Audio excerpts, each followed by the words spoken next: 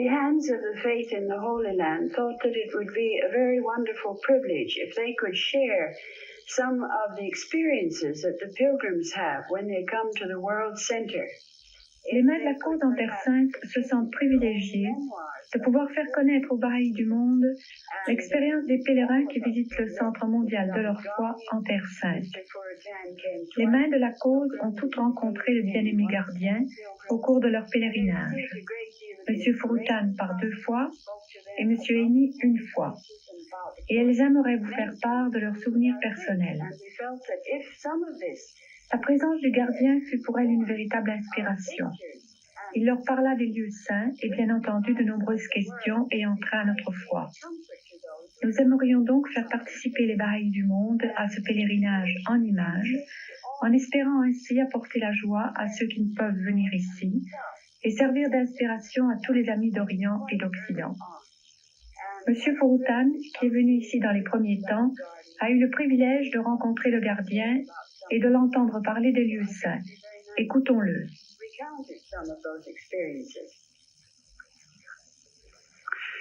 Now, my second pilgrimage was in 1954. In that time, the new building of the shrine was completed. Mon deuxième pèlerinage a eu lieu en 1954. À cette époque, le tombeau du Bab était terminé. Comme vous le savez, il a été achevé en 1953.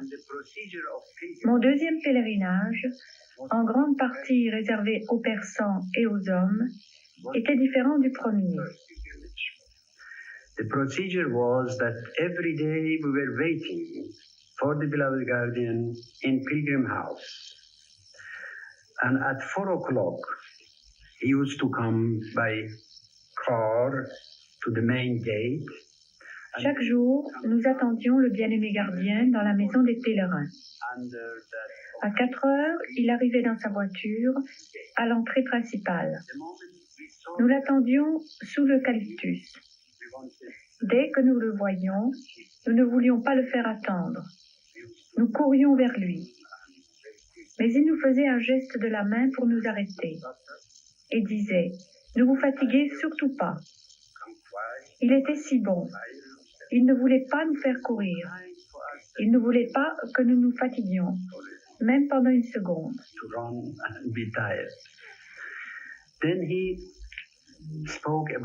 Il parlait tout d'abord du tombeau et de sa signification. He said this shrine is a new style, Badi'. I use this Badi'. He used the verse of the Quran, Badi'us samawat wal ard. It's new in the earth and in heaven. It's the verse of the Quran. Il faisait remarquer qu'il était construit dans un style nouveau. Et pour nous faire comprendre, il citait un verset du Coran qui dit ceci, « Nouveau, sur la terre et dans le ciel ». Ce tombeau ne ressemble ni aux synagogues, ni aux mosquées, ni aux églises. Il a été construit dans un style nouveau. Évidemment, on peut trouver dans ses écrits en persan ou en anglais la plupart des choses que je vous raconte. Pendant qu'il parlait, je remarquais son beau sourire et ses yeux. Je ne pourrais jamais en décrire la beauté. I never can describe for you the beauty of those eyes. I can't go to that, and I cannot explain that. I cannot describe you what kind of eyes the beloved guardian had, and how he looked to you, and he will smile to you. It's quite different subject. Moi qui ai vu le gardien, je peux me rappeler son visage, mais je ne serais jamais capable de le décrire à quelqu'un d'autre. In such way, he said, the dome. Il expliquait ensuite que le dôme d'or, est d'une grande beauté, qu'il est une source d'attraction et que sa construction est économique. Beautiful, he said, you can see the beauty. No need to explain. It is beautiful. You can see yourself. Attractive, because this attracts people to come here to the shrine and visit the shrine Sa beauté saute aux yeux, disait-il. Il est une source d'attraction pour les visiteurs. Ceux-ci ne se rendent pas compte du rang spirituel du Bab. Ils viennent voir le dôme d'or, mais dès leur arrivée, le tombeau devient pour eux une source d'enseignement silencieux. Et ils comprennent mieux le rang du Bab et ses enseignements. And economical, it's very economical because 12,000 Le tombeau est peu coûteux, disait-il. Les 12 000 tuiles fabriquées à Utrecht en Hollande ont coûté $10 000. Chaque tuile coûte donc moins $1. Puis, d'un ton très sérieux, et je ne pense pas avoir vu le gardien aussi sérieux que ce soir-là, il dit « Qui aurait cru que la dépouille du Bab, à la suite de son martyre, serait amenée ici à la montagne de Dieu et placée dans un si beau tombeau? Qui aurait pu le croire ?» I think there's one thing that might be added to what Mr. Furitan has said about the shrine. When one approaches the shrine from the side facing Akka and facing the Qibla of the Baha'i world, the shrine of Baha'u'llah, one passes by. Je pense qu'il y a une chose qu'on pourrait ajouter à ce que M. Furitan vient de dire au sujet du tombeau. Lorsqu'on s'approche de celui-ci par le côté qui donne sur Akka, le côté qui donne sur le Qibli du monde Baha'i, c'est-à-dire le tombeau de Baha'u'llah, on passe par le sommet d'une série de 9 terrasses, de la grande avenue en bas jusqu'au tombeau. Lorsque le gardien a achevé les 2 dernières terrasses, il a envoyé un message très émouvant aux Baha'i du monde. Il a dit qu'à l'avenir, cela serait le chemin qu'emprunteraient les rois quand ils viendraient en pèlerinage au tombeau du prophète martyr de leur foi. Il a dit de plus qu'avant de faire cela, il visiterait le tombeau de Baha'u'llah et qu'ensuite il monterait par cette route des rois, ces 9 terrasses, rendre hommage au tombeau du Bab. Well, when I received the joyous news that the Guardian had extended to me the bounty of a pilgrimage, I was of course overjoyed. So eventually, quand j'ai reçu la nouvelle du gardien me conviant au pèlerinage, j'étais évidemment au comble de la joie. C'est ainsi que je suis arrivée finalement à Haïfa. Le gardien n'était pas là le premier soir, il était à Badji. Les heures s'écoulaient et le moment où je devais le rencontrer approchait. Mon excitation augmentait d'heure en heure, car je me sentais indigne, comme c'était sans doute le cas pour tous les pèlerins. À cette époque, les pèlerins occidentaux avaient le privilège de dîner avec le bien-aimé gardien. Ils venaient à la maison des pèlerins occidentaux, s'asseyaient et causaient avec nous pendant le repas. It was announced, finally the hour came, it was announced that the Guardian was awaiting us downstairs. Quand on a finalement annoncé que le gardien nous attendait en bas, j'espérais que les amis qui habitaient la maison des pèlerins, ceux qui travaillaient ici, passeraient avant moi et que je pourrais les suivre. Mais l'un d'eux a dit « Non, les pèlerins passent toujours les premiers », en me montrant l'escalier. C'est dans un grand état d'excitation que j'ai rencontré le gardien pour la première fois. Et il a compris en un instant tout ce qui se passait en moi. Il m'a prié de m'asseoir et à partir de ce moment-là, je me suis sentie complètement à mon aise. You know, every Baha'i knows that the Guardian was the sign of God on earth, the interpreter of the Word of God, the authorized interpreter of the... Comme les Baha'is le savent, le gardien est le signe de Dieu sur la terre, l'interprète autorisé de la parole divine. De plus, il était le chef de l'ordre administratif ordonné par Dieu. Et au cours de ces quelques heures passées avec lui, j'ai pu me rendre compte jusqu'à quel point il était au courant de tout ce qui se faisait.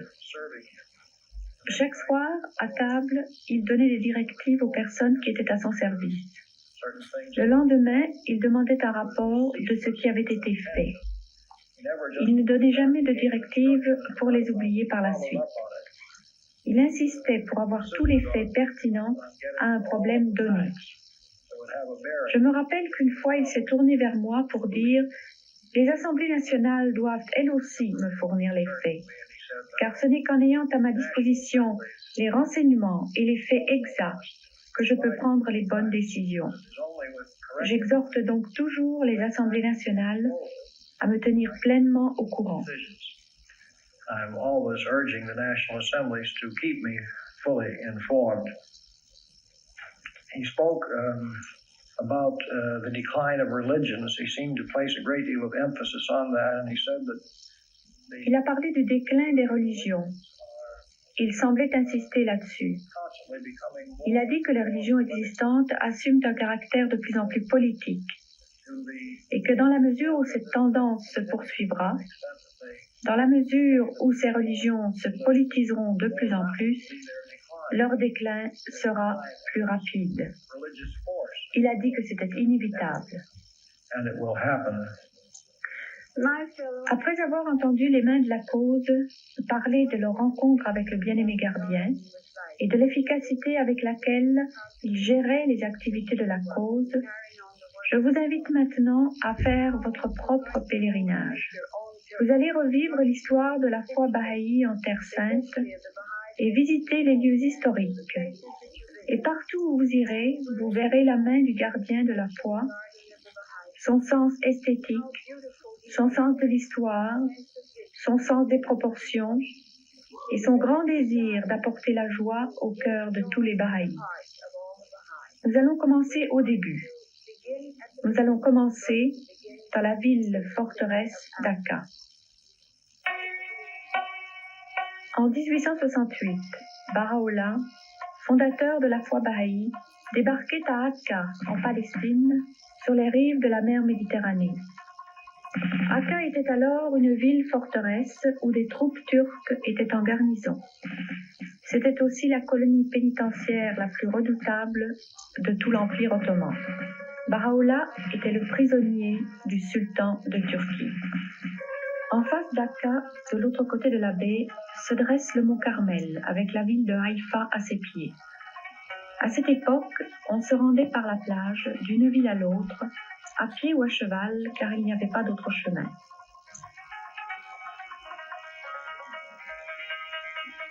Baha'u'llah, sa famille et certains de ses disciples, 70 hommes, femmes et enfants environ, débarquèrent au port de Haïfa venant de Turquie, puis traversèrent la baie en voilier pour se rendre à Aqqa.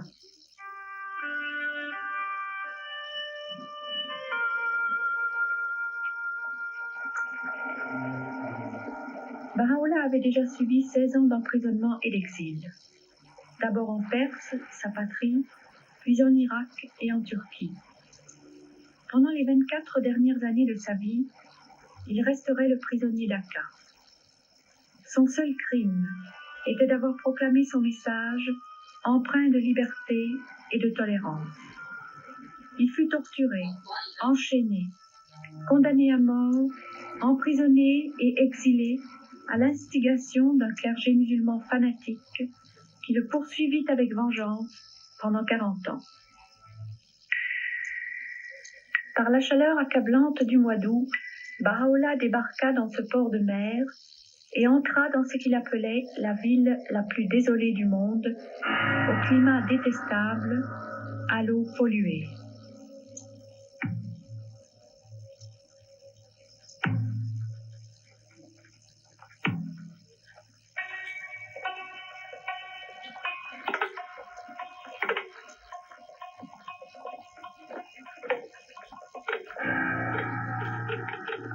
Mené par ses gardes le long de ces ruelles étroites et à l'odeur fétide, il fut victime de la curiosité et de la raillerie des habitants.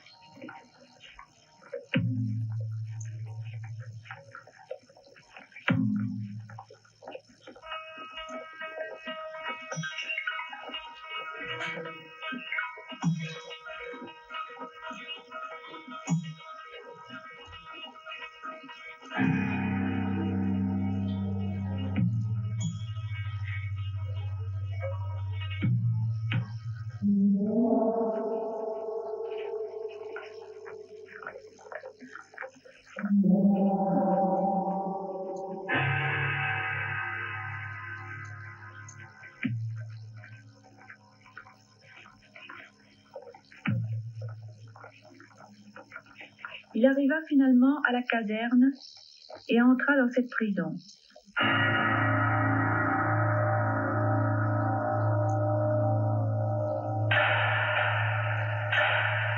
Pendant 2 ans et 2 mois, Baha'u'llah et ses compagnons furent incarcérés dans des conditions extrêmement sévères. Les pèlerins, venus parfois à pied de Perse au cours d'un voyage de 4 mois, se tenaient de l'autre côté des fossés dans l'espoir d'apercevoir leur Seigneur dans les sombres fenêtres de la prison. Baha'u'llah souffrit plus derrière ses barreaux qu'à n'importe quelle autre époque de sa vie. La malaria ou la dysenterie causa des ravages parmi ses 70 compagnons. 3 d'entre eux moururent. Mais l'épreuve suprême pour Baha'u'llah et son épouse, la sainte Nawab, compagne fidèle de tous ses exils, mère de ses enfants les plus distingués, fut la mort de leur fils Mehdi, âgé de 22 ans. À gauche, voici Mehdi, appelé par Baha'u'llah la branche la plus pure. À droite, Abdul Baha, le maître, le fils aîné et successeur de Baha'u'llah. Un soir, alors qu'il marchait sur le toit de la prison en train de méditer, Mehdi tomba par une lucarne ouverte. Il mourut le lendemain. Baha'u'llah s'écria « Ô Dieu, tu me vois, entre les mains de tes ennemis, mon fils taché de sang devant ta face. »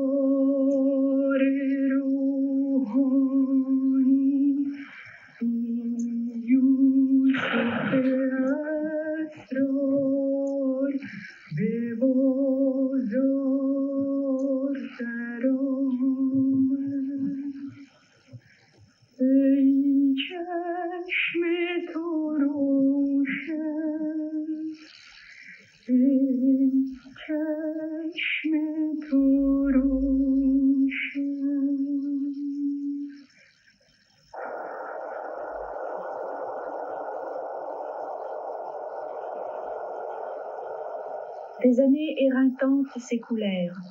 Baha'u'llah passa 9 hivers sombres et houleux, prisonnier d'Aqqa.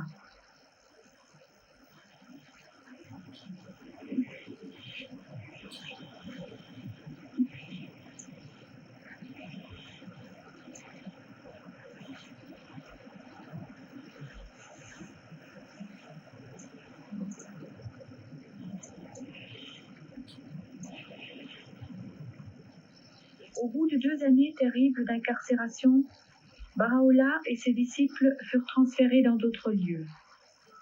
Finalement, Baha'u'llah et sa famille vinrent habiter cette maison.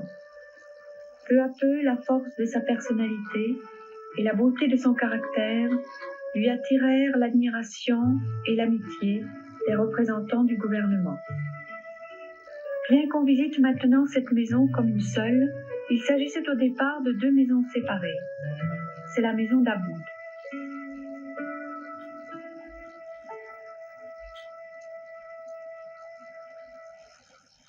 Le gardien construisit ce petit jardin suspendu qui était à cette époque ouvert aux habitants d'Aka une fois par semaine. Tous ceux qui le visitaient étaient ravis.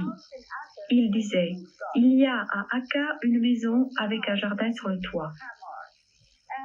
Voici la maison d'Oudi Kamar et la chambre dans laquelle Baha'u'llah révéla l'Aqdas avant de s'installer dans la partie antérieure du bâtiment qui s'appelle la maison d'Aboud. »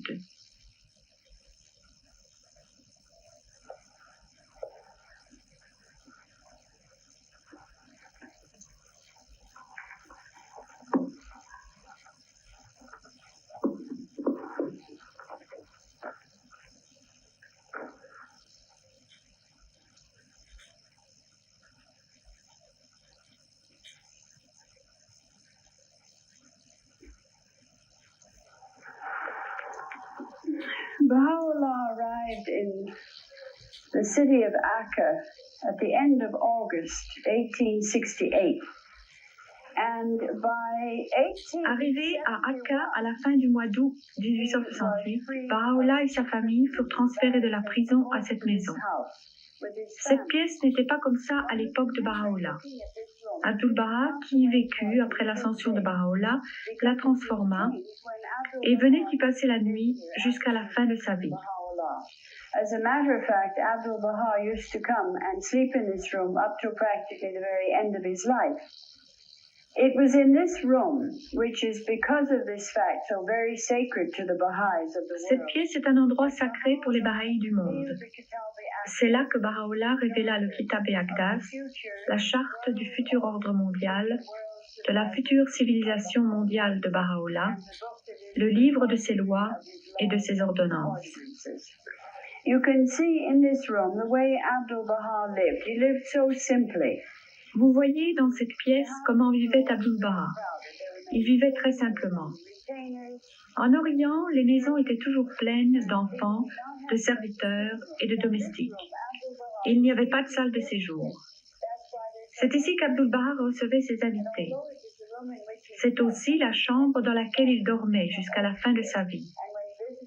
Il avait l'habitude de venir ici, et lorsqu'il visitait Akka, il passait parfois la nuit et dormait dans ce lit. Ces divans et ces chaises n'ont pas été changés depuis 100 ans. C'est pourquoi ils ont l'air tellement usés. Vous remarquerez aussi qu'il n'y avait pas de carpette sur le plancher, seulement de simples nappes.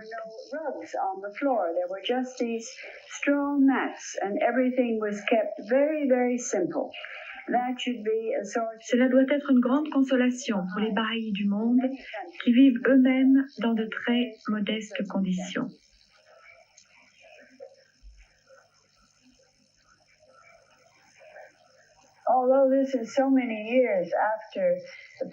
Tant d'années après la mort d'Abdul-Baha et de Baha'u'llah, la perspective de cette fenêtre n'a pas changé. Comme vous voyez, en se penchant au dehors, on peut presque toucher le toit du voisin.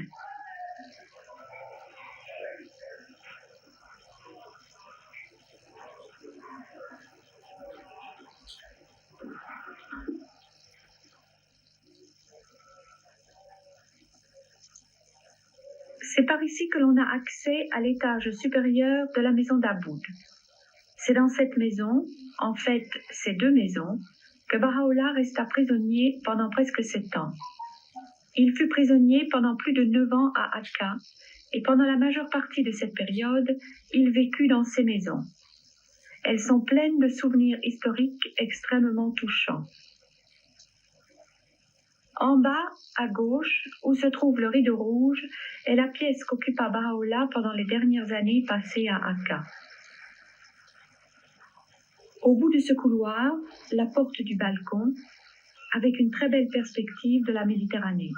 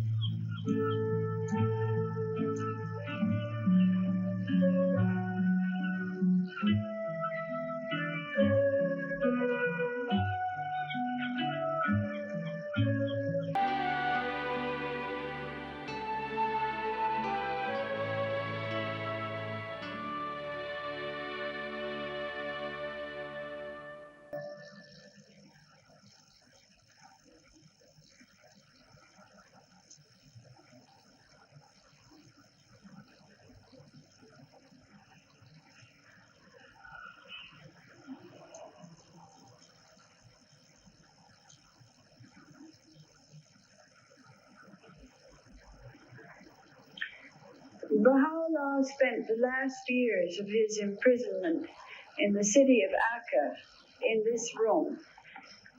It was a very wonderful thing that Abdu'l-Baha could secure this house. Baha'u'llah a passé les dernières années de son emprisonnement à Akka dans cette pièce. And this room Abdul-Baha avait pu acquérir cette maison donnant sur la mer pour Baha'u'llah. in every way because Après tant d'années d'incarcération dans cette épouvantable colonie pénitentiaire, Baha'u'llah pouvait enfin être près de la mer. L'air était meilleur, la vue aussi. Baha'u'llah avait de la lumière. Et après l'atmosphère étouffante et sale d'Akka à cette époque, Baha'u'llah était enfin dans cette très belle pièce donnant sur la mer. you can see that we have kept it as much as we know. Vous voyez que nous l'avons conservé, au mieux de nos connaissances, dans l'esprit de l'ameublement de l'époque. This was where C'est ici qu'il s'asseyait. C'est pourquoi Shoghi Effendi y a posé son tadj. he had placed La marque sur le mur indique l'endroit où Baha'u'llah s'asseyait dans ce coin du mandar.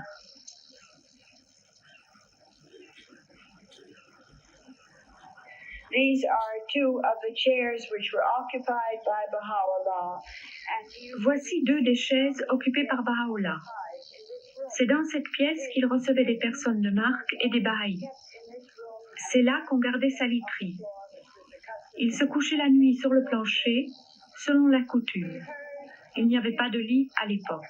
days in Akka written by Shoghi Effendi himself in God Passes By that a European general Shoghi Effendi, dans son livre Dieu passe près de nous, décrit la visite d'un général européen accompagné du gouverneur de la ville d'Akka à Baha'u'llah. entered the room and Ce général resta agenouillé tout au long de l'entrevue, puis se retira avec le plus grand respect. Cet événement eut probablement lieu dans cette pièce même. this happens to be an unusually beautiful room. C'est une pièce extraordinairement belle. Anything On en trouverait difficilement de semblables dans cet endroit de la Méditerranée. was built by a very Elle fut construite par un homme très riche et elle est ornée dans le très beau style de l'époque.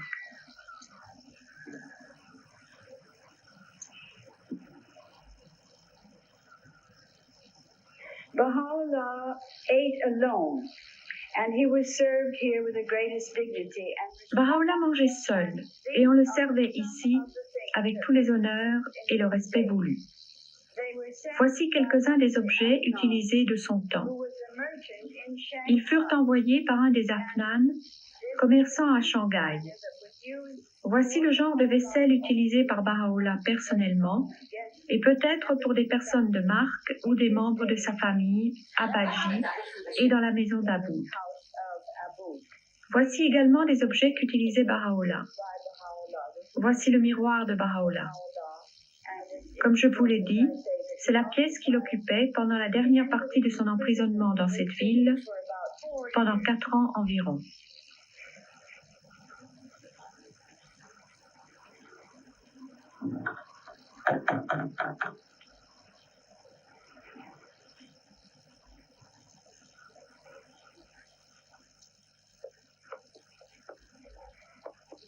Voici la chambre occupée par Nawab, mère d'Abdul-Baha et épouse de Baha'u'llah.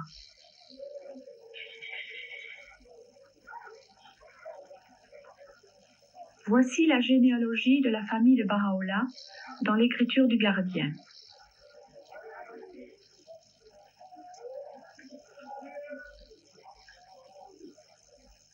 Vous voyez que Shoghi Effendi a placé dans cette pièce beaucoup d'objets en souvenir de l'épouse de Baha'u'llah, mère du maître. Vous voyez ici son tombeau. En voici une autre photo.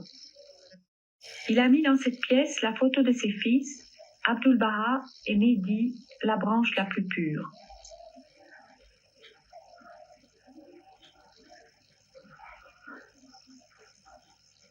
Voici la chambre occupée par la fille de Baha'u'llah, la très sainte feuille, sœur d'Abdul-Baha.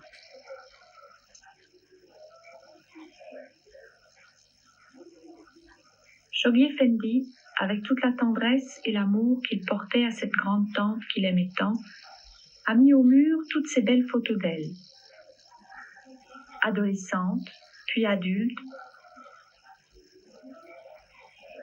et 2 photos vers la fin de sa vie. Et comme si cela ne suffisait pas, encore une autre photo d'elle. Voici une très belle photo de son tombeau la nuit. Son décès remonte à 1932.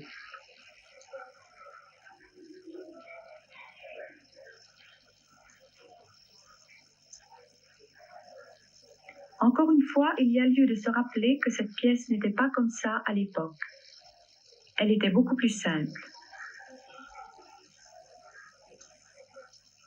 Tous ces objets ont été disposés dans cette grande salle et partout dans ces lieux saints par le gardien pour souligner aux pèlerins ainsi qu'aux non-bahaïs qui visitent ces lieux l'importance de la foi, sa grandeur, ses objectifs, son histoire.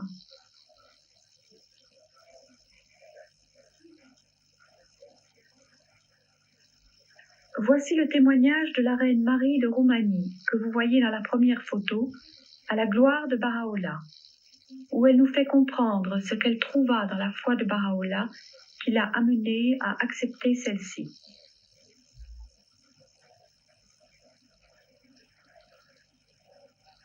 Sur ce mur, vous voyez un tableau original de Marian Jack, peintre canadienne.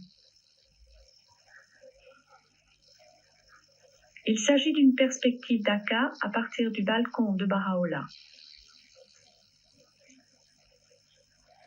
Nous nous trouvons maintenant un peu plus loin que le minaret que vous apercevez là-bas.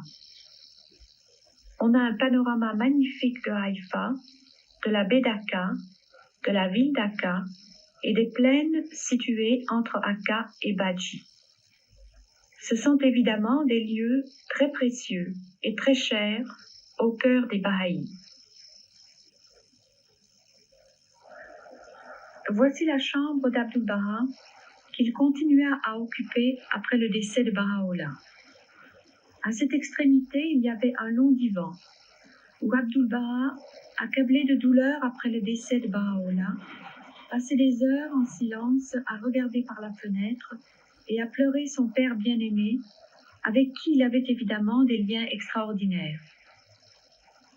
Il est difficile de comprendre ou même de concevoir sa tristesse, sa peine et la souffrance qu'il éprouvait après l'ascension de Baha'u'llah.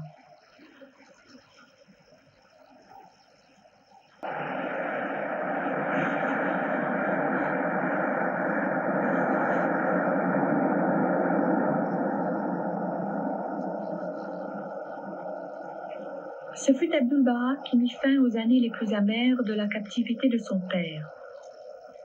Bien que sa peine d'emprisonnement à vie ne fût jamais abrogée, les portes de la ville-prison s'ouvrirent pour Baha'u'llah au bout d'une période de 10 ans. Admiré par les représentants du gouvernement et vénéré par les habitants de la ville qui lui donnaient les titres de Son Altesse et de Chef Auguste, il était enfin libre de se déplacer à la campagne.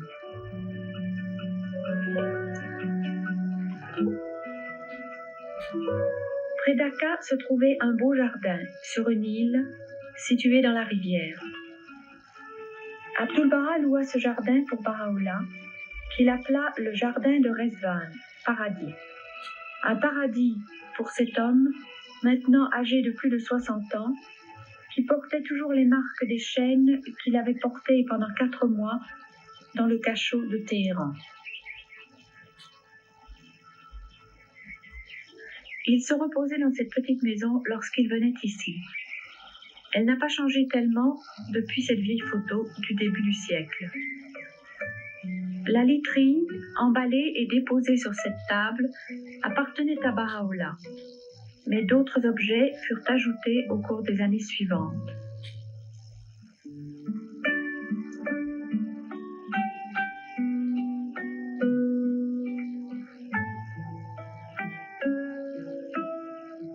Sous l'ombre des mûriers, entouré par la rivière, cet endroit ravissant devint un des lieux de retraite favoris de Baha'u'llah. Sur ces bancs soigneusement préservés, comme le montre cette vieille photo, Baha'u'llah dictait des lettres à son secrétaire ou recevait des pèlerins et des convives. C'est à Akka que Baha'u'llah dit à Abdul-Baha: « La campagne est le monde des âmes, la ville, le monde des corps. »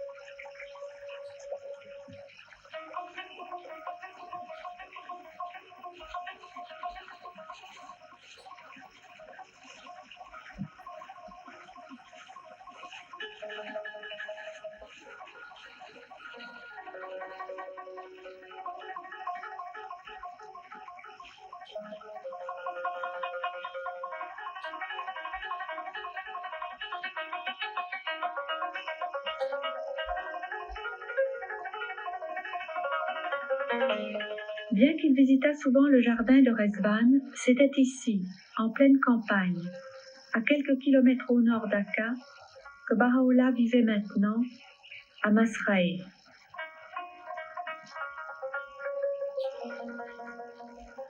Voici une autre photographie de la maison au temps de Baha'u'llah. Voici les fenêtres de sa chambre.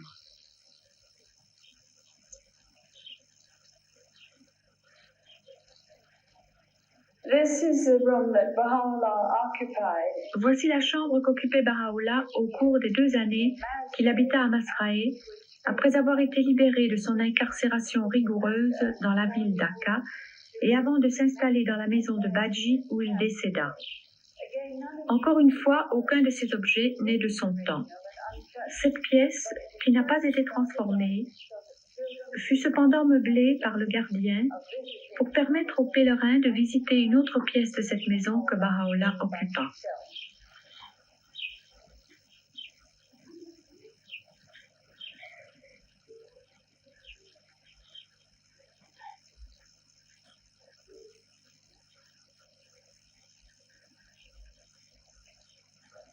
Baha'u'llah se promenait parfois en voiture ou à dos d'âne sur les chemins poussiéreux.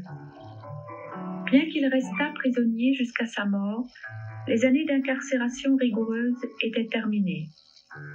Abdul-Baha disait de Baha'u'llah: « Si, avant les jours à Akka, l'éclat de sa présence était celle d'une étoile, là, elle fut celle d'un soleil radieux. » Abdul-Baha put enfin acquérir une résidence digne de son père, la résidence orientale de Badji.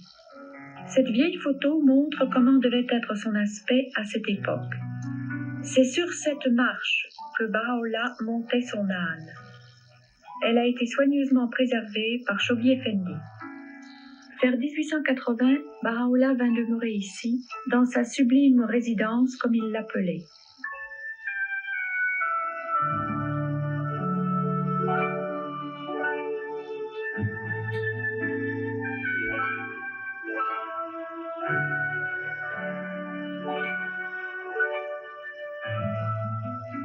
Il occupait cette chambre de coin. Son fils bien-aimé l'avait amené ici, où il connut une certaine paix au cours des 12 dernières années de sa vie, fatigué par plus de 30 ans de persécution, d'emprisonnement et d'exil perpétuel.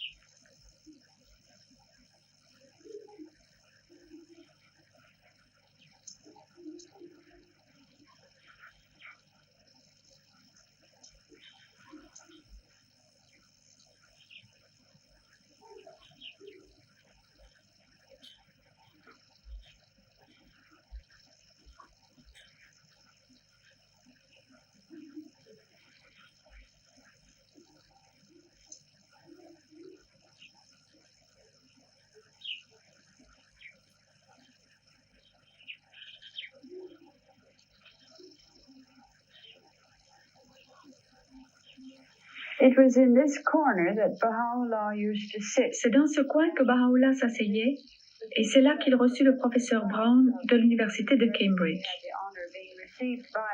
Voici quelques reliques très précieuses de Baha'u'llah. Ce sont des objets ayant un grand intérêt historique et qui ont beaucoup de signification pour nous parce que ce sont les objets personnels de Baha'u'llah.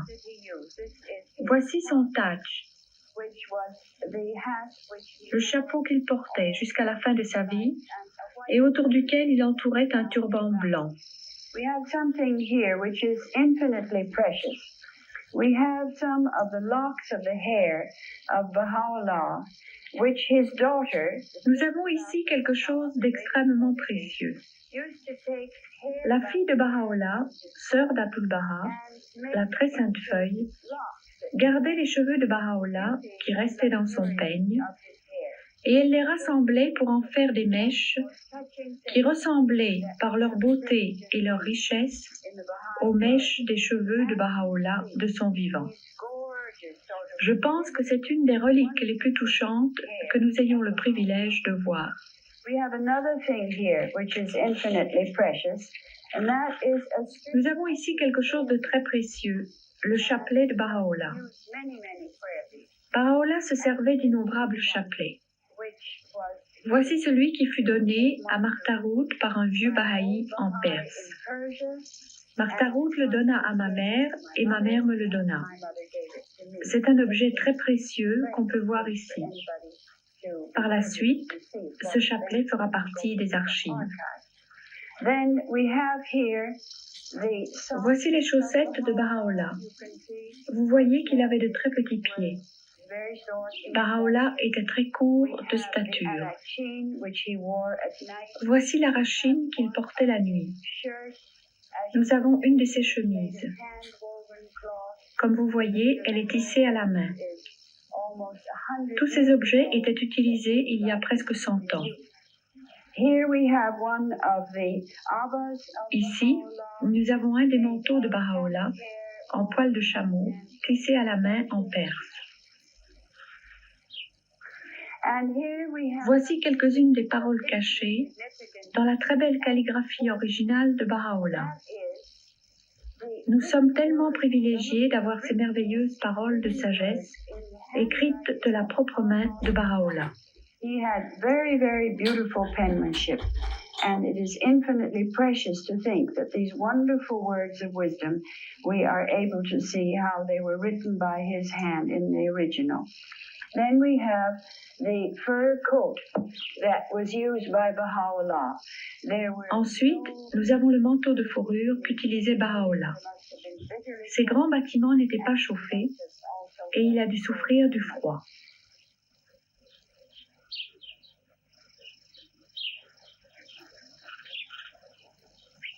Voici la pièce dans laquelle le professeur E. G. Brown de l'université de Cambridge, au mois d'avril 1890, rencontra Baha'u'llah. Voici ses impressions. Le visage de celui que je contemplais, je ne saurais jamais l'oublier, bien que je ne puisse le décrire. Ses yeux perçants paraissaient lire dans l'âme elle-même. La puissance et l'autorité régnaient sur ce large front.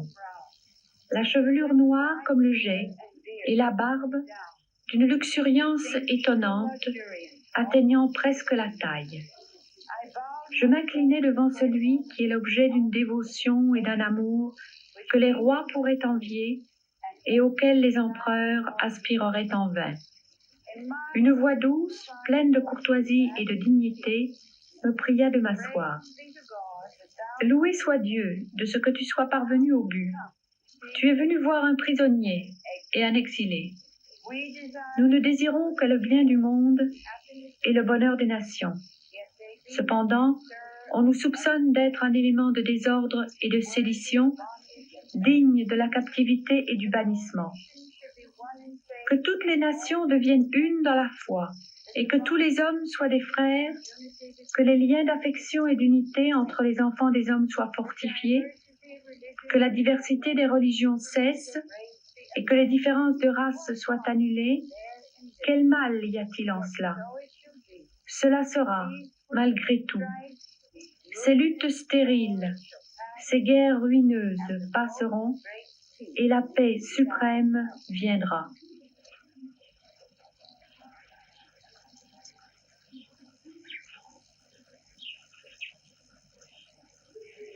It was in this room that Baha'u'llah passed away on May the 29th. C'est dans cette chambre que Baha'u'llah mourut le 29 mai 1892. Il avait auparavant convoqué sa famille et ses disciples, à qui il avait dit « Je suis très satisfait de vous tous ». Baha'u'llah était d'une douceur, d'une bienveillance et d'une patience extrême. Non seulement ses enseignements sont-ils merveilleux et peuvent-ils changer la vie des hommes sur cette planète, mais son amour et sa tendresse sont indescriptibles. Je pense que l'on se sent plus près de lui dans cette pièce que n'importe où ailleurs en Terre Sainte. C'est comme si l'on pouvait presque toucher l'ourlet de son manteau, le voir et entendre sa voix.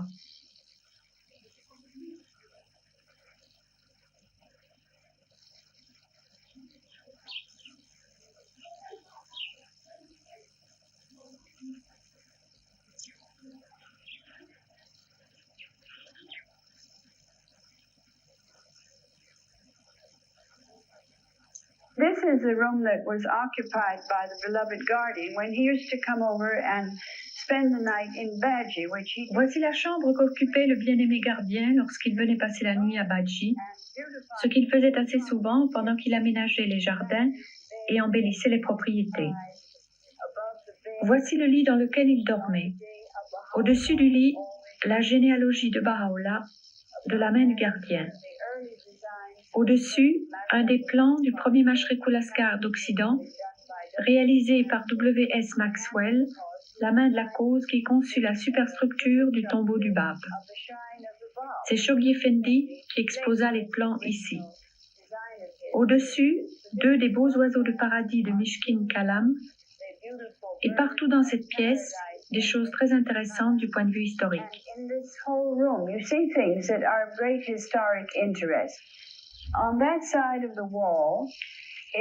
De ce côté, un portrait d'après nature de la très sainte feuille de Daisy Smythe, portraitiste américaine très connue. This is the picture of Abdu'l-Baha in his youth. Voici la photo d'Abdu'l-Baha jeune homme. Elle fut prise en même temps que la seule photographie que nous possédons de Baha'u'llah. Elle fut prise à Andrinople, avant le départ pour la Terre Sainte, dernière étape d'une série d'emprisonnements et d'exil.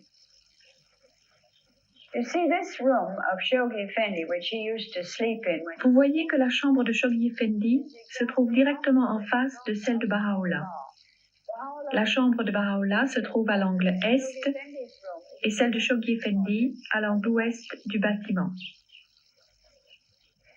When the guardian came over here, he did something that I think will be great comfort. Parfois, lorsque le gardien venait à Badji, il faisait quelque chose qui, à mon avis, doit être une grande consolation pour tous ceux qui vivent modestement. Il me disait « Je vais à Badji passer la nuit ». Et il sortait de la maison avec pour seul bagage sa brosse à dents en poche.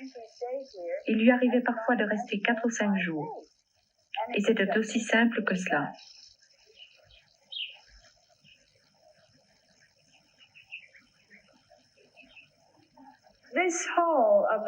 Cette grande salle de la résidence est une des plus belles pièces de ce bâtiment, qui est d'une architecture unique dans cette région du Moyen-Orient. Le gardien exposait beaucoup de beaux objets ici pour ajouter à son charme et sa dignité. Elle est devenue en quelque sorte un petit musée baha'i. These are very, very precious relics of the past. Shoghi Effendi placed the 2 headstones of the graves of Baha'u'llah's wife, the mother of Abdu'l-Baha. Voici les reliques très précieuses. Les 2 pierres tombales de l'épouse de Baha'u'llah, mère d'Abdu'l-Baha, et de Mehdi, le fils de Baha'u'llah, la branche la plus pure, qui se tua en tombant par la lucarne du toit de la prison d'Aqqa au cours de la période d'incarcération de 2 ans de Baha'u'llah dans cette prison. Shoghi Effendi exhuma leur corps. Nous pourrons plus tard visiter leur monument à Haïfa et voir leur tombeau magnifique sur le mont Carmel. Lors du transfert des dépouilles au mont Carmel, Shoghi Effendi exposa ici ses pierres tombales à cause de leur intérêt historique pour les Bahaïs. Nous avons aussi une relique très touchante, le cercueil dans lequel la mère d'Abdul-Baha fut mise en terre dans le cimetière à l'extérieur d'Aqqa.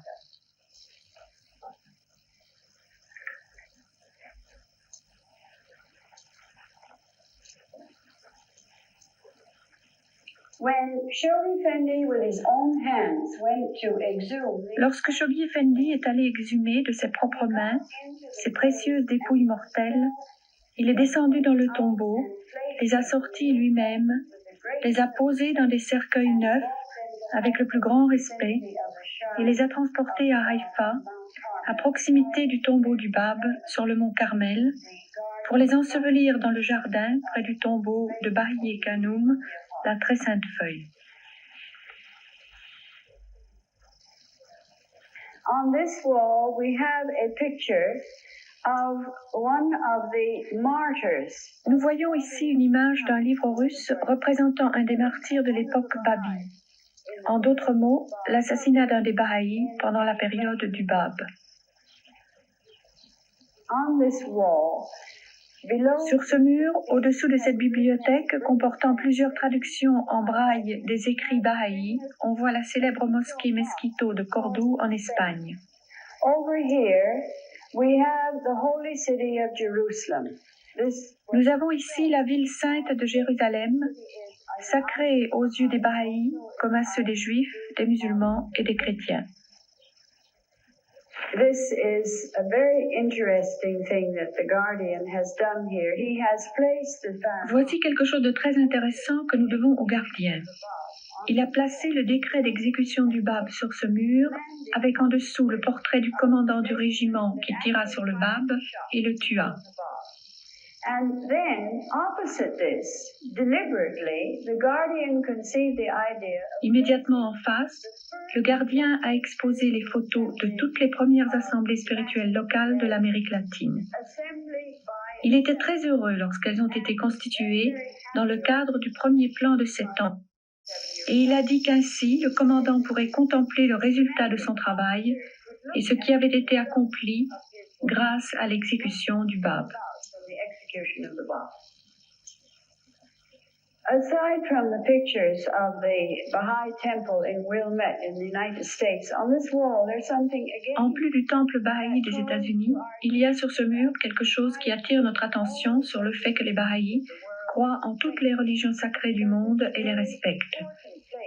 Shoghi Effendi a exposé sur ce mur, en plus du temple Baha'i des États-Unis, un tableau de la ville sainte de Médine et à gauche la Kaaba de la Mecque, lieu de pèlerinage pour tous les musulmans du monde.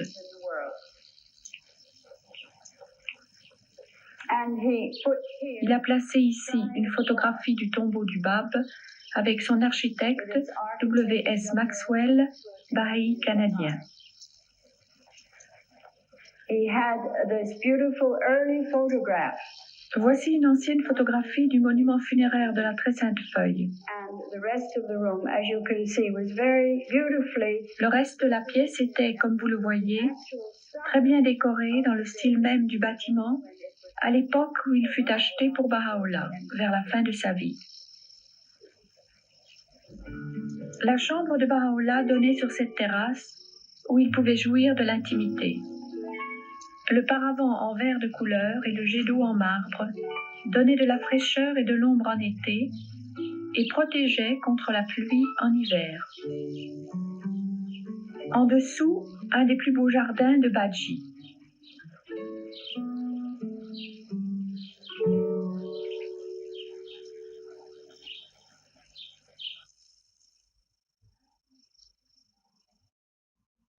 De Baha'u'llah, la résidence fut occupée pendant de nombreuses années par d'autres membres de la famille et Abdul-Baha loua une petite maison près du tombeau de Baha'u'llah. Pendant 16 ans après la mort de son père, Abdul-Baha resta prisonnier à Akka. Lorsque les représentants du gouvernement étaient sympathiques, il jouissait d'une plus grande liberté. Il restait souvent à Badji, où il recevait de nombreux pèlerins.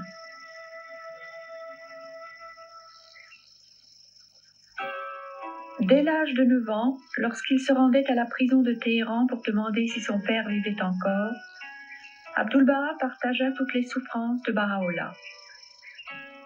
L'amour que portait Abdul-Baha à ses semblables ne diminua jamais. À Akka, on l'appelait le père des pauvres.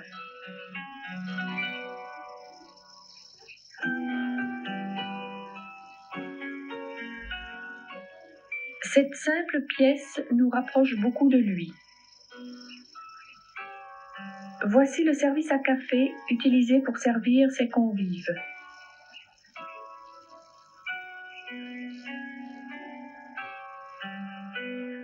Ses propres jumelles.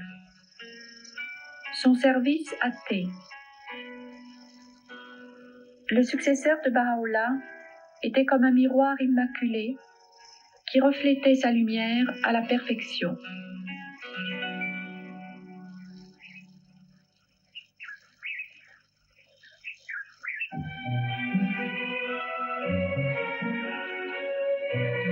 C'est sous cette voûte, au-dessous du plancher d'une des maisons avoisinantes à la résidence, qu'Abdul-Baha enterra Baha'u'llah. Ces anciennes photographies donnent une idée des lieux au début. Abdul-Baha renforça la pièce du coin, qui est en fait le tombeau. Abdul-Baha arrosait de ses propres mains ce petit jardin à côté du tombeau de son père. À part la résidence de Baha'u'llah et les quelques maisons regroupées autour d'elle, Badji était à cette époque-là entouré de champs. C'est dans cette chambre qu'Abdul-Baha déposa la dépouille mortelle de son père en 1892. L'embellissement de ce lieu saint est dû à son successeur, Shoghi Effendi, gardien de la foi bahaï. C'est lui qui fit construire cette entrée magnifique mais simple au tombeau. Il la désigna sous le nom de la porte Collins.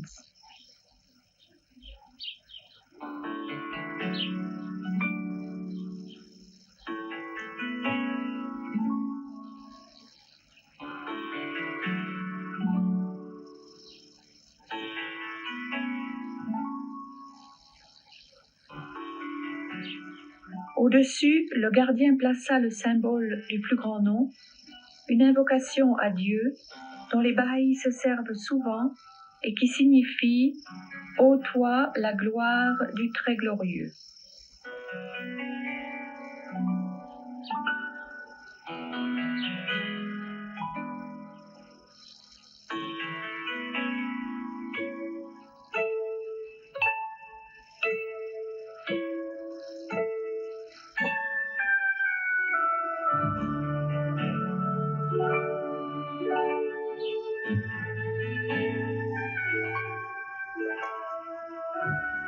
Le lieu où repose Baha'u'llah est empreint de simplicité et de beauté.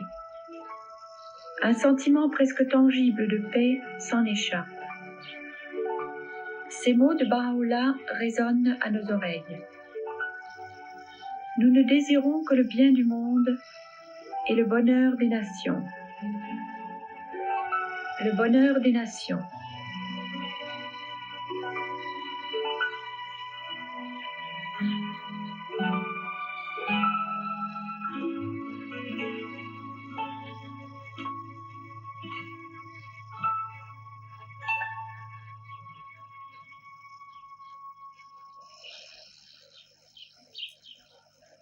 Cette résidence sublime, comme Baha'u'llah l'appelait, est unique du point de vue architectural. Sa construction fut achevée en 1870. La résidence échappa à notre contrôle pendant plusieurs années et fut restaurée par la suite par Shoghi Effendi pour refléter sa gloire primitive. Voici la porte latérale de la résidence dont Baha'u'llah se servait rarement, pour ne pas dire jamais. Les décorations au-dessus du balcon sont toutes originales. Elles ont un charme particulier. Un artisan talentueux a laissé parler son inspiration.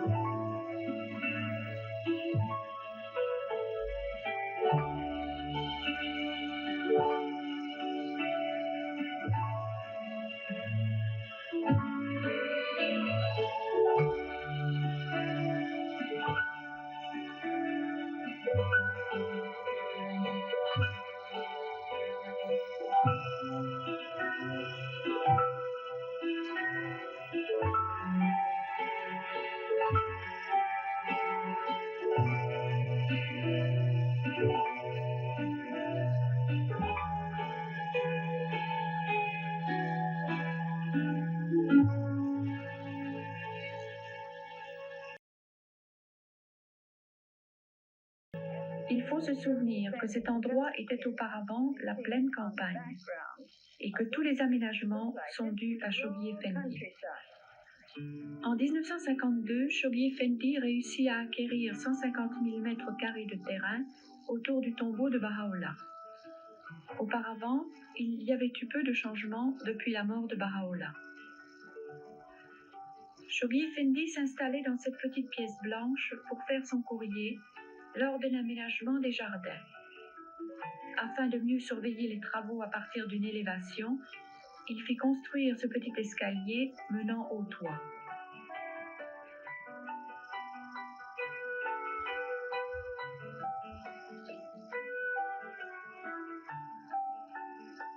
Now, the whole concept of the guardian was to pay respect to Le but du gardien était de rendre hommage à la manifestation suprême de Dieu, Baha'u'llah, et de faire de son tombeau le point d'adoration du monde Baha'i. He wanted to make a giant circular garden around this resting place. Il voulait dessiner un énorme jardin circulaire autour du tombeau, mais le terrain était très accidenté. And he came over here and he began Il loua donc un bulldozer et demanda aux ouvriers de pousser toute la terre à partir de cet espace triangulaire jusqu'à la gauche de l'entrée du tombeau de Baha'u'llah. triangular shaped garden to the left of the entrance of the shrine of Baha'u'llah and begin to flatten it out so he could make a very beautiful garden. As this took place, all this earth was gradually pushed up at this end. And it Au cours de cette opération, toute cette terre fut petit à petit poussée vers cette extrémité pour former un talus. pushed up. And then the guardian Bien que l'élévation fût faible, elle permettait au gardien de surveiller beaucoup mieux les travaux. Il continua à aplanir tout le terrain en poussant la terre une fois de plus, ce qui créa cette deuxième terrasse. flattening this whole area, pushing the earth all in this direction, and he built the second terrace. And the higher he went, the greater the beauty of his garden. Le jardin devenait de plus en plus beau. La troisième terrasse fut achevée après son décès en 1957. The whole originality of these gardens is entirely due to Shoghi Effendi. Toute l'originalité de ces jardins est due à Shoghi Effendi. Il ne recevait aucun conseil d'architecte, de paysagiste, de jardinier, bref, de personne. Tout ceci reflète entièrement son sens parfait des proportions que l'on retrouve dans ses écrits où il développe l'administration bahaï et l'ordre mondial de Baha'u'llah. Il n'avait pas de jardinier pour l'aider, rien que de simples ouvriers qui faisaient le jardinage.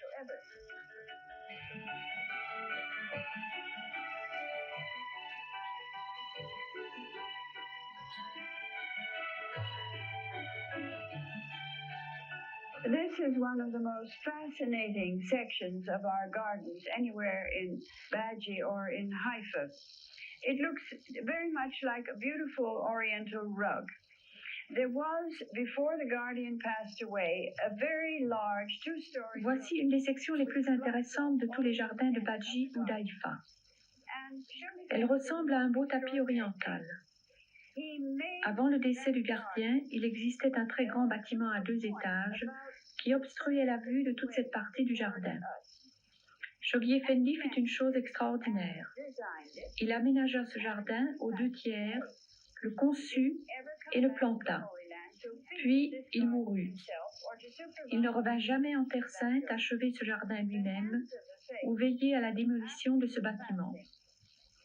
Après son décès, les mains de la cause firent démolir ce bâtiment selon son désir. Puis nous avons voulu terminer l'aménagement de cette partie du jardin. We found that taking this wall, which already existed, that garden with all of those pom-poms of hedges and the circles and the lampposts, and that great big... Nous nous sommes alors rendus compte que ce jardin, avec tous ces arbres et ces haies taillées, les cercles et réverbères, et ce grand rectangle dans lequel étaient plantés des cactus et des aloès, pouvait être prolongé avec précision d'un seul coup jusqu'au mur. C'était comme s'il s'agissait de dérouler simplement un tapis enroulé jusque-là. Tout fut résolu presque comme par enchantement. It was almost magical the way it worked out.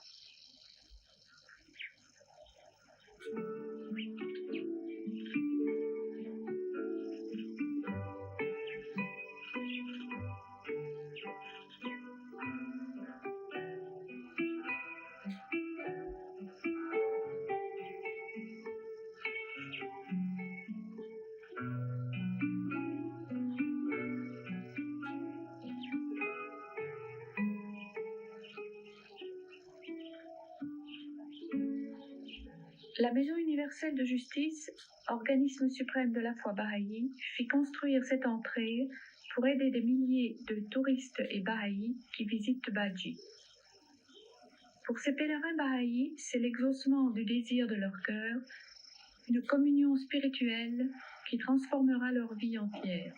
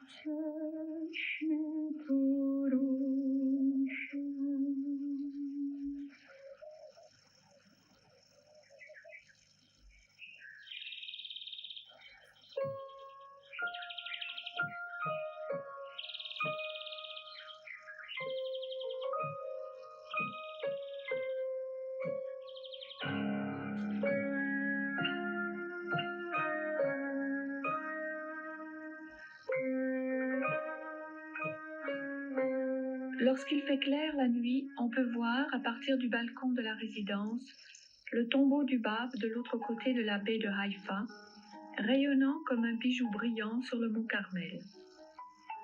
Lorsque le Bab était prisonnier du gouvernement persan à Makou, on lui refusait même une lampe. Shoghi Effendi a dit « Pour compenser, nous le noyons chaque soir dans une mer de lumière ».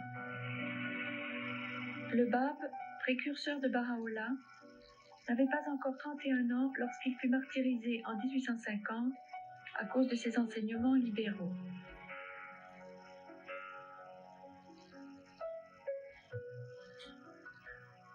C'est Baha'u'llah qui demanda à Abdul Baha, lors d'une de ses visites à Haïfa, de transférer la dépouille du Bab de Perse sur le mont Carmel. C'est en cachette que la dépouille arriva à Akka en 1899 et Abdul Baha fit immédiatement construire ce tombeau. Il voulut ensevelir le corps du Bab dans une pièce située au centre d'une série de 9 pièces. Condamné à une incarcération rigoureuse à Akka, il ne put en faire construire que 6. Chaque pierre de cet édifice, écrivit Abdul Baha, je l'ai soulevée et mise en place dans une infinité de larmes. Après le décès d'Abdul Baha, Shoghi Effendi ajouta les 3 autres pièces, achevant ainsi le concept original du maître. En 1909, enfin libre après avoir été emprisonné à Akka pendant 40 ans, Abdul Baha posa le corps du Bab à l'intérieur de ses murs.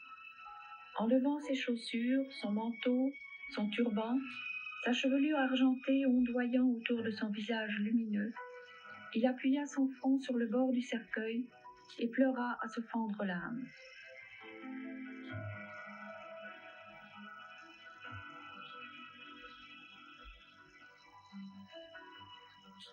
L'histoire du tombeau est unique.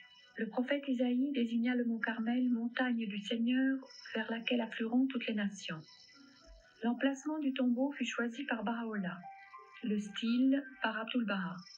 Le tombeau devait avoir colonnade et dôme. La maquette fut exposée par Shoghi Effendi en 1944 lors du premier centenaire de la foi bahaï. Standing on the mountain, looking across the bay, the Queen of Carmel reigns. She reigns majestically.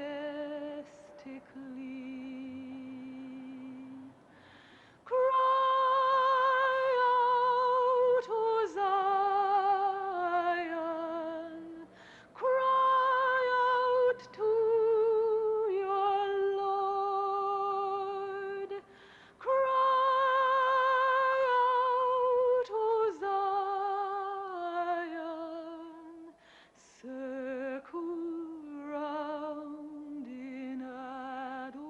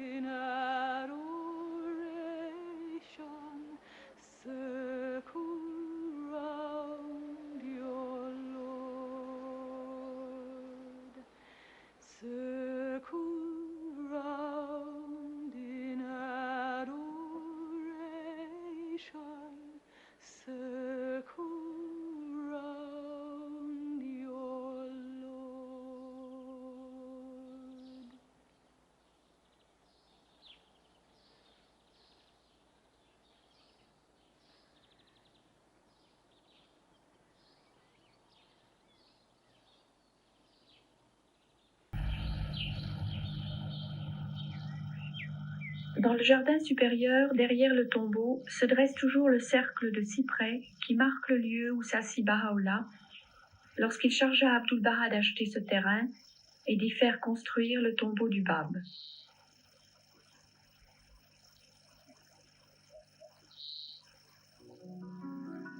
Shoghi Effendi dit à l'architecte que le tombeau devait être construit dans un style qui ne soit ni occidental ni oriental. Cependant, le rebord du dôme, qui ressemble à une couronne, dénote une influence indienne marquée. Les 18 fenêtres du tombeau représentent les 18 disciples du Bab. Shoghi Effendi avait un sens unique de la beauté et des proportions.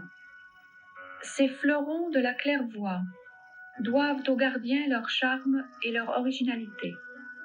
Il encouragea l'architecte à maintes reprises à les allonger. Il existait une heureuse collaboration entre eux.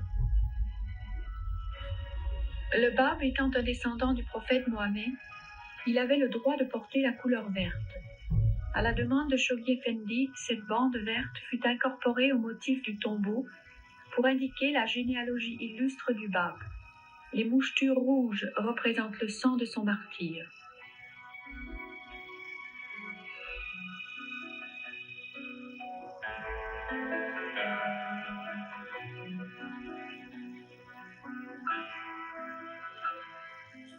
Le Bab était un jeune homme extraordinairement doux et pieux. Il fut tué dans sa 30e année. Il passa plus de la moitié des 6 ans de son ministère dans de sombres prisons du nord de la Perse. Ce beau tombeau est digne de sa vie et de sa mort.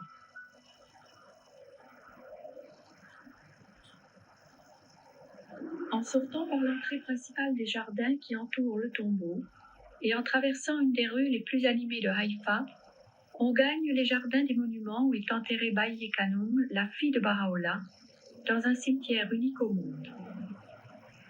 This is the resting place of the greatest holy leaf. Voici la tombe de la très sainte feuille, sœur d'Abdul-Baha et fille de Baha'u'llah. Shoghi Effendi disait d'elle qu'elle était dotée dès sa naissance de douceur et de courage. Il parlait d'elle en ces termes tellement élogieux que je vais vous les lire. Il disait sa vigilance incessante, son tact, sa courtoisie, sa patience extrême, son courage héroïque. And heroic fortitude. In many places in the writings of Baha'u'llah, dans de nombreux endroits des écrits de Baha'u'llah, d'Abdul-Baha et du gardien, il existe ces merveilleux témoignages à la grandeur de la très sainte feuille. Elle mourut en 1932 en l'absence du gardien, qui donna ordre qu'on l'enterre sur le mont Carmel. And he specified that she should be buried here on Mount Carmel. And he ordered for her this perfectly exquisite marble monument. Il fit construire ce superbe monument en marbre qui fut fabriqué à Carrare et qu'il conçut lui-même. Il dit à l'architecte exactement ce qu'il voulait. Shoghi Effendi said often to pilgrims that this was like the administrative order. You could take it as a symbol of the administrative order because you had the foundation. Shoghi Effendi comparait souvent ce tombeau à l'ordre administratif. La fondation en étant les croyants et les assemblées spirituelles locales, les marches. Les assemblées Baha'i nationales du monde qui soutiennent le dôme en étant les piliers. Le dôme représente la maison universelle de justice. Il considérait que c'était, pour ainsi dire, le symbole de l'ordre administratif.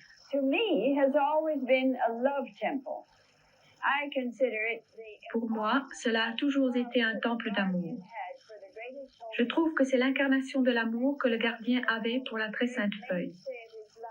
Après Abdul-Baha, elle était le soutien principal du gardien et l'influence la plus importante dans sa vie. Elle a exercé une influence très nette sur le monde baha'i dès le début de la foi à Bagdad jusqu'à la fin de sa vie en 1932. Peut-être les Bahá'ís ne s'en rendent-ils pas encore compte, mais son importance grandira peu à peu, et ils en arriveront à apprécier son très grand rôle dans les enseignements de Baha'u'llah, dans la foi et dans l'ordre de Baha'u'llah.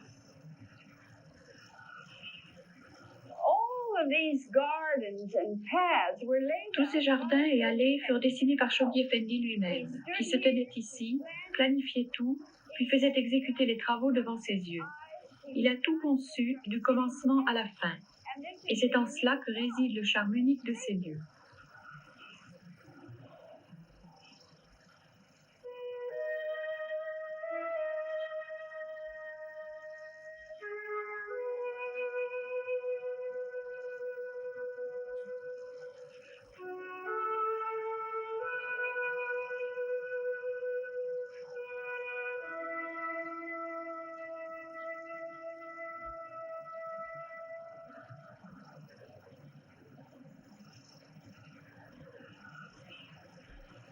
This is the resting place of the wife of Baha'u'llah. Voici le tombeau de l'épouse de Baha'u'llah, la célèbre Nawab, comme l'appelait Shoghi Effendi.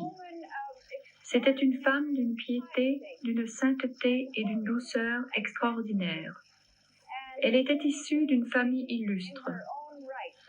C'est elle qui fut le soutien de sa famille, et son histoire est des plus émouvantes. And her history is most moving. Next to her is the grave of the pure. À côté d'elle se trouve le tombeau de la branche la plus pure, qui, comme les amis s'en souviendront, se blessa mortellement en tombant du toit de la forteresse à Akka, où furent emprisonnés Baha'u'llah et sa famille. Il mourut au bout de 20 heures. Son père, Baha'u'llah, lui demanda ce qu'il voulait. Et Mehdi répondit, « Je veux que les croyants puissent venir rendre visite à leur Seigneur. » You know, the greatest holy leaf always said, I want to be buried next to my Vous savez que la très sainte feuille disait toujours, « Je veux être enterrée à côté de ma mère. » Or, cette dernière avait été enterrée dans un cimetière qui n'était pas digne d'elle. Au lieu de vouloir faire l'impossible et de déplacer la très sainte feuille pour qu'elle soit près de sa mère, le gardien déplaça sa mère pour qu'elle soit plus près de sa fille.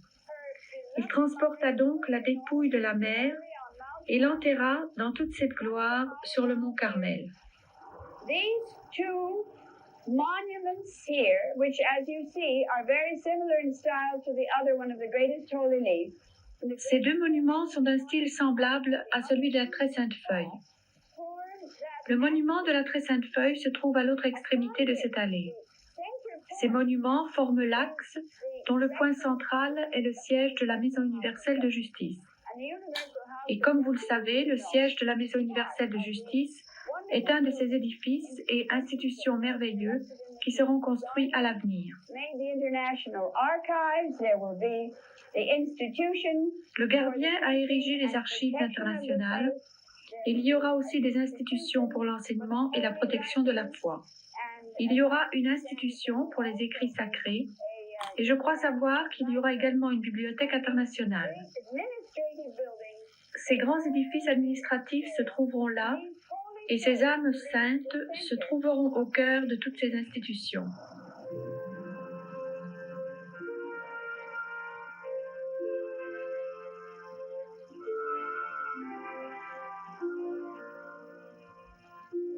Il est difficile d'associer un tel lieu avec l'idée que la plupart d'entre nous se font de la mort ou de penser que ces beaux monuments sont en réalité des tombeaux, comme celui-ci qui fut construit pour l'épouse d'Abdul Baha.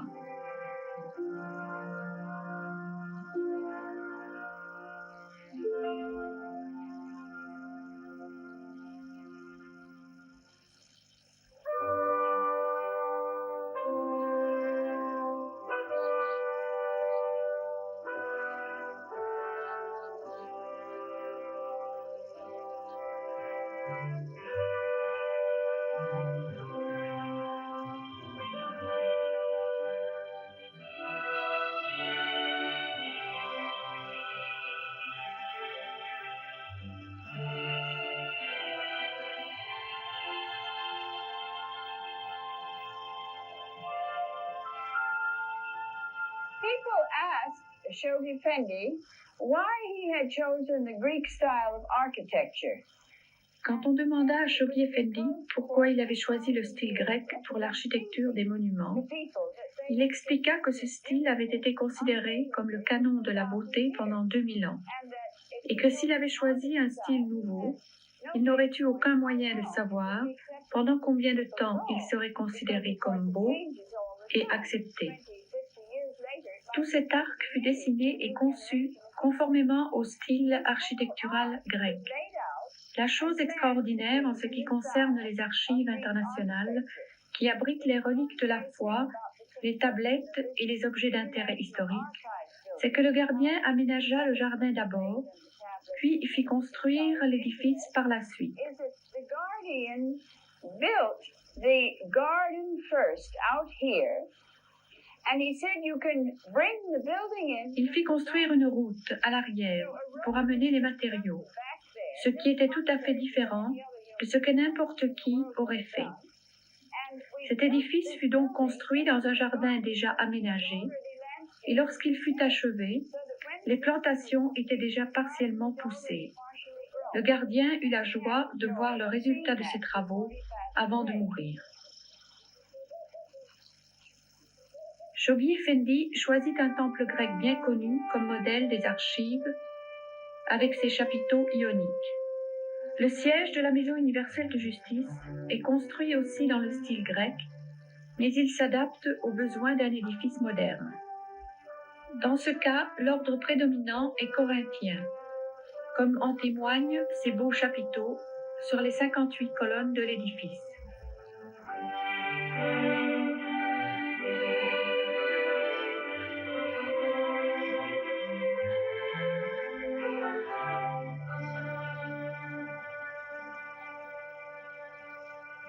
Au pied du mont Carmel, dans le quartier qui était autrefois l'ancienne ville de Haïfa, se situe la maison d'Abdul-Baha, rue des Persans, nommée ainsi du fait que la plupart des Bahaïs persans vivaient dans cette rue. Après l'élection de la Maison universelle de justice en 1963, ce bâtiment, qui était autrefois la Maison des pèlerins occidentaux, devint le siège temporaire de la Maison universelle de justice, en attendant la construction d'un siège permanent sur le mont Carmel. En face se trouve la maison d'Abdul-Baha. La plaque de cuivre portant son nom en arabe est restée sur la porte d'entrée. Cette grande maison, qui était sa résidence, abritait aussi plusieurs membres de sa famille.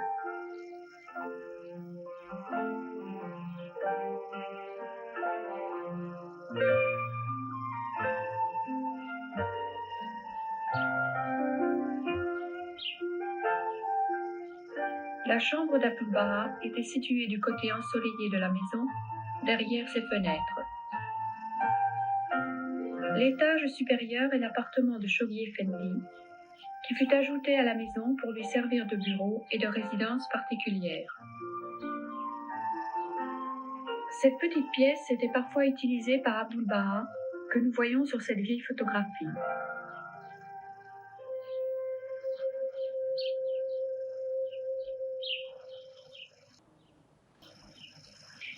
This is the main entrance of the home of Abdul-Baha, which was completed in about... Voici l'entrée principale de la maison d'Abdul-Baha, qui fut achevée vers 1908.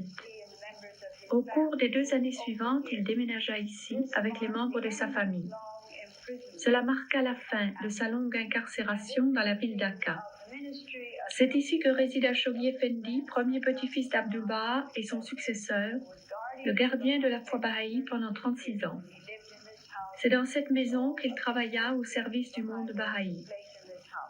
Abdul-Baha et Shoghi Effendi recevaient tous les deux leurs invités dans ce salon, devenu un lieu historique.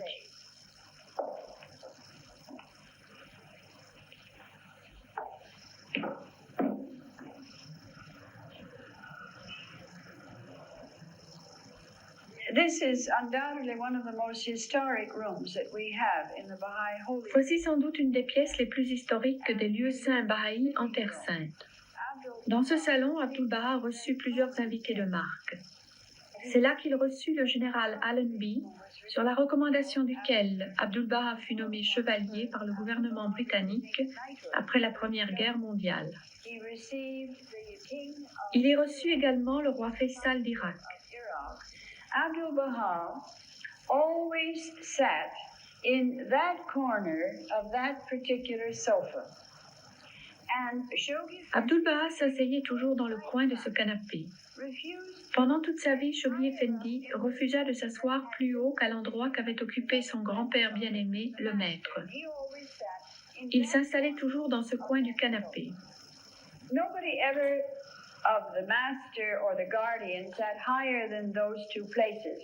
But they always invited their Le maître, dit le gardien, ne s'asseyait jamais plus haut que ces deux places, always come mais ils y conviaient toujours leurs invités. president of the state Ainsi, le président de l'État d'Israël, ou Lord Samuel, ou des personnages de ce rang, étaient toujours invités à occuper les places situées au haut de la pièce, les places d'honneur. also received Le gardien recevait aussi ses invités dans cette pièce, comme Abdu'l-Baha.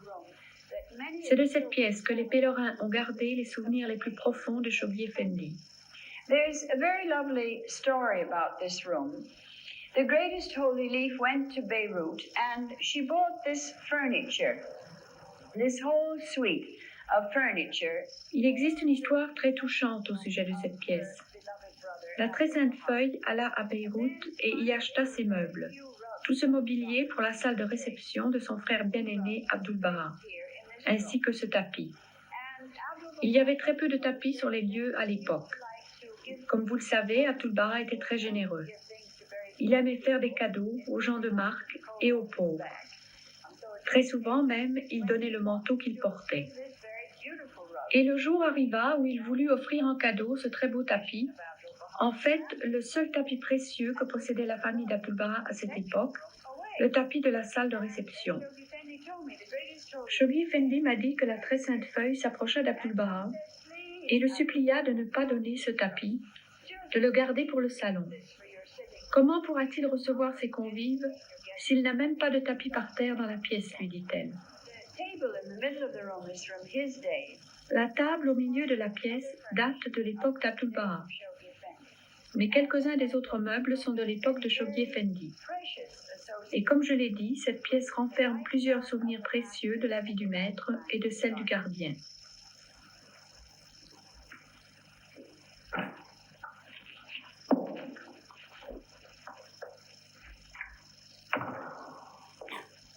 This is the hall of Abdu'l-Baha. Voici le hall de la maison d'Abdu'l-Baha. Au premier temps, il invitait ses convives européens à prendre le déjeuner autour de cette table. Voici la chambre d'Abdu'l-Baha. Shoghi Effendi plaça ici ses rideaux et par respect, il distingua cette pièce de toutes les autres pièces de la maison. Voici l'endroit où le gardien, jeune homme, dormait et travaillait.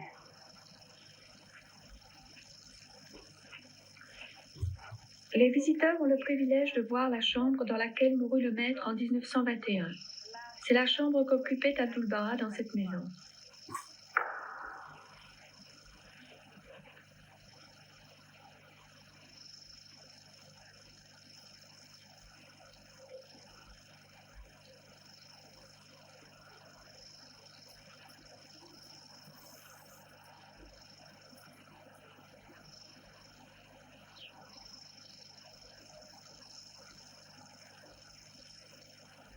Voici le lit dans lequel il dormait et dans lequel il mourut. Voici la chaise longue sur laquelle il avait souvent l'habitude de se reposer au lieu de s'étendre sur son lit. Voici sa table avec les objets dont il se servait.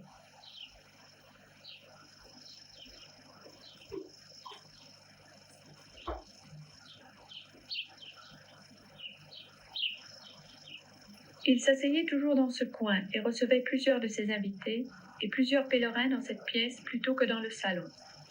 Un flot constant de visiteurs venait le voir et plusieurs d'entre eux ont été reçus dans cette pièce.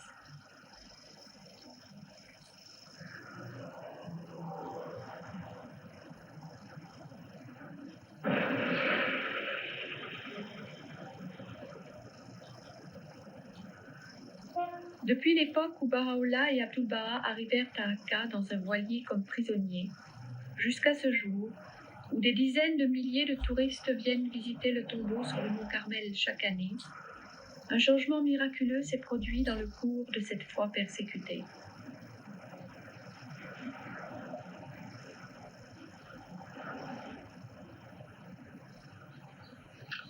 La plupart des excursions comportent une visite au tombeau baha'i. Il arrive souvent que plus de 3000 visiteurs viennent au cours de la période de 3 heures, réservée chaque matin au public.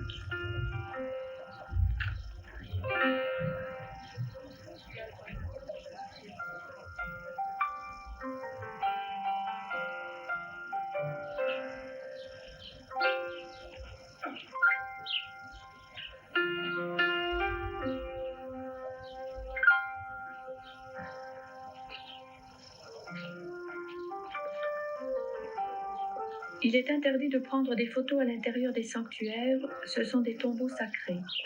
Mais tout le monde aime prendre des photos à l'extérieur, en souvenir de la visite.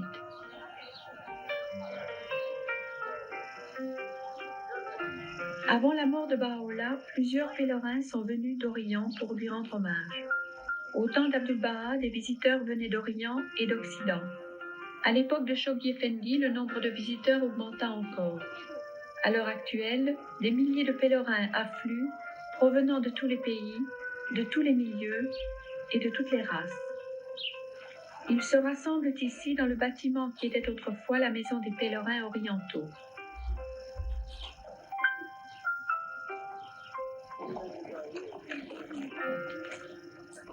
Il arrive souvent qu'une main de la foi les accompagne lors de leur première visite au tombeau.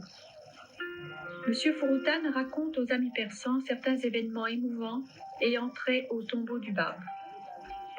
Ayant eu l'occasion à maintes reprises, alors qu'il était lui-même pèlerin, de marcher dans ces allées avec Shoghi Effendi et de l'entendre parler de l'histoire de ces lieux, Monsieur Fouroutan est en mesure de partager quelques-uns de ses précieux souvenirs avec les Bahaïs.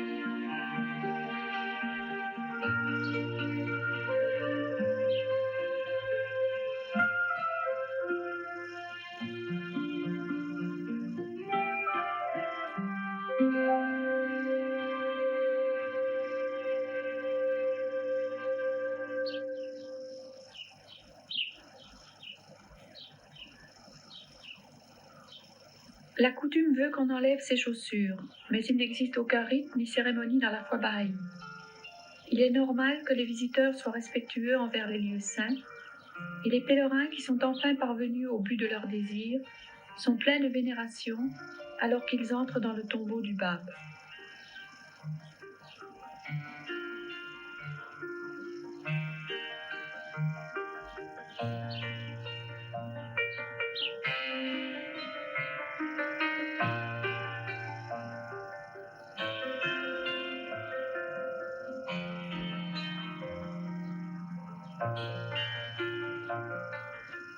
Après avoir prié au tombeau du précurseur martyrisé de Baha'u'llah, les pèlerins visitent le tombeau d'Abdu'l-Baha à côté de celui du Bab.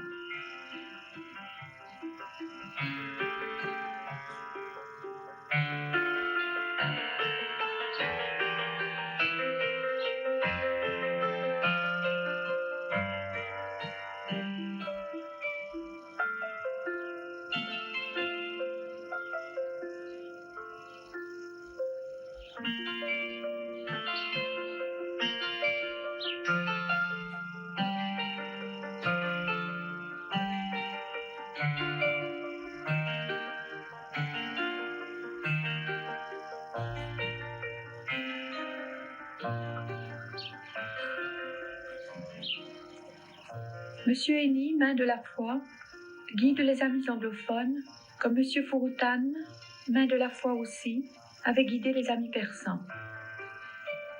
La partie importante du pèlerinage est la visite des sanctuaires. C'est un privilège additionnel de pouvoir les visiter en compagnie d'un des Baha'is qui ont connu le gardien.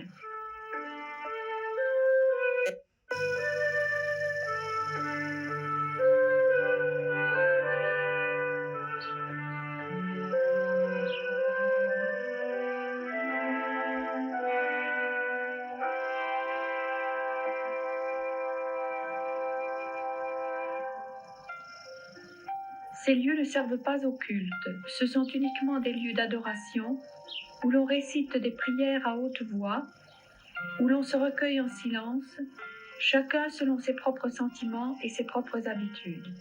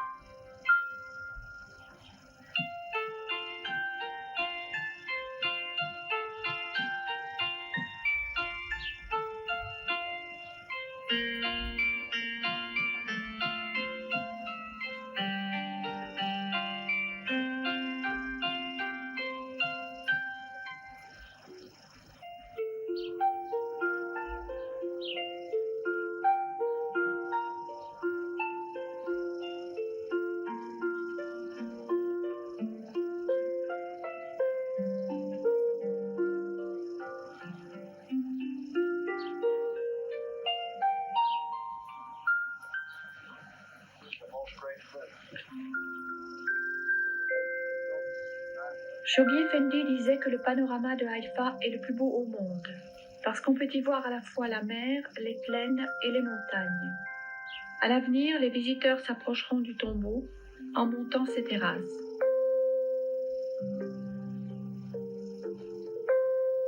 Cet obélisque fut choisi par Shoghi Effendi pour marquer l'endroit du futur temple Baha'i sur le sommet du mont Carmel, dominant la mer.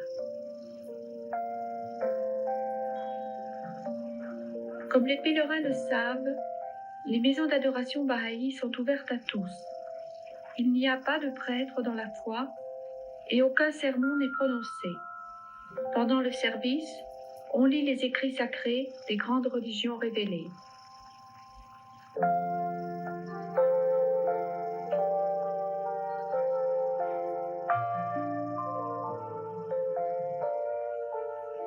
C'est avec un intérêt soutenu que les amis écoutent l'histoire des membres de la famille de Baha'u'llah qui reposent ici sur le mont Carmel.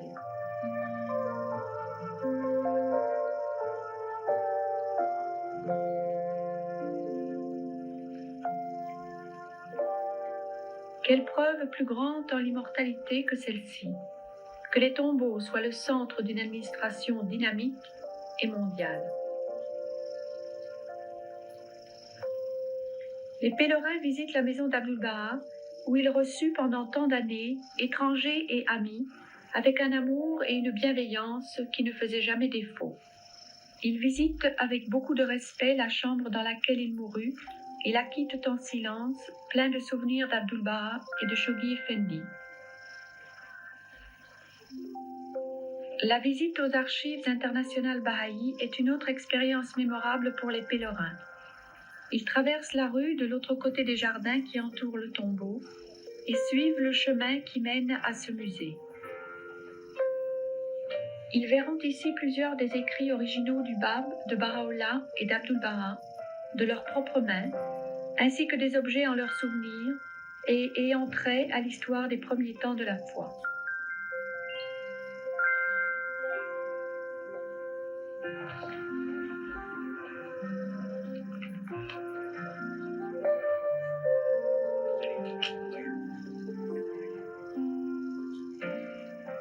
La visite aux archives dure plus de 2 heures. Les pèlerins en sortent bouleversés. En regardant vers le haut de la colline, ils peuvent apercevoir le siège de la Maison universelle de justice qui se dresse au-dessus d'eux sur le mont Carmel.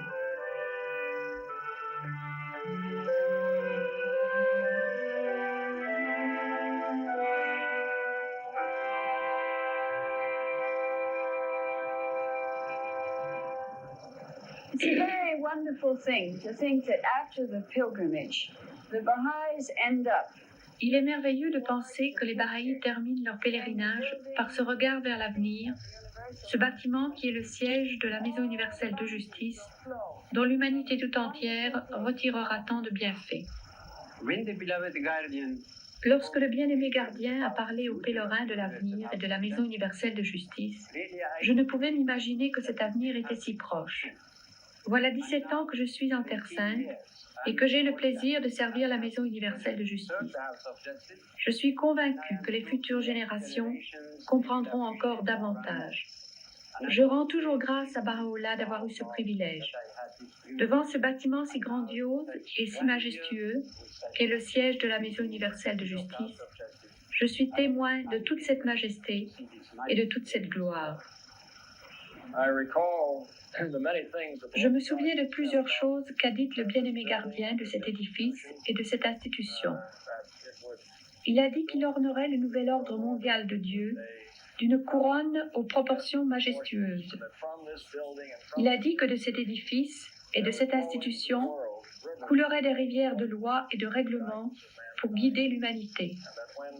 Il a dit que lorsque l'établissement de ces institutions serait terminé, cela marquerait le début du royaume de Dieu sur la terre et l'établissement de la souveraineté de Baha'u'llah dans le monde.